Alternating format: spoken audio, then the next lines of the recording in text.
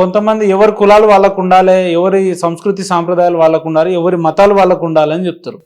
అది అది అది యాక్సెప్టబుల్లేనా? అంగీకరించదగ్గ విషయమేనా? కులం రెండు వేరు వేరండి. మతం అనేది ఒకదాని మీద ఒకటి నెత్తి మీద ఉన్నవి కాదు.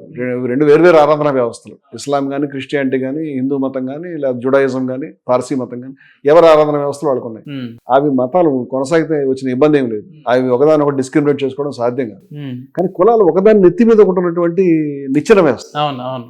అని చెప్పి దీన్ని సరిచేయడు. కులంలో అసమానత ఉంది.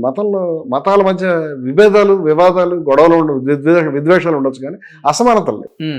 ఎవరు అలా క్లెయిమ్ చేసుకోలేరు. కానీ కులం రీచ్ అసమానత మనకి హోదా అనేది ఊళ్ళ దగ్గర నుంచి బయట కనిపిస్తాను.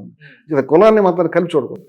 ఈ కులానికి సంబంధించినటువంటి అసమానతను ఎట్లా పోగొట్టాలి? ఇది ఎక్కడెక్కడ ఏ రంగాల్లో ఉంది? విద్యా రంగంలో ఉంది, సినిమా రంగంలో ఉంది, ఇప్పుడు మతంలో ఉంది. అందరూ పూజారులు కాలేరు, అందరూ ఇది కాలేరు. ఇవన్నీ కూడా ఈ ఏ రంగాల్లో ఉంది అన్ని చోట్ల పొలిటికల్ గా కూడా ఇవాళకి కొన్ని ఇప్పుడు ఆంధ్రప్రదేశ్లో 2 కమ్యూనిటీస్ మధ్య ఉన్నటువంటి పార్టీలు డామినెంట్గా ఉంది. మిగతా వాళ్ళు ఇప్పుడు ఇక్కడ కూడా మనం చూస్తే కనుక 2-3 కమ్యూనిటీసే కనిపిస్తున్నాయి.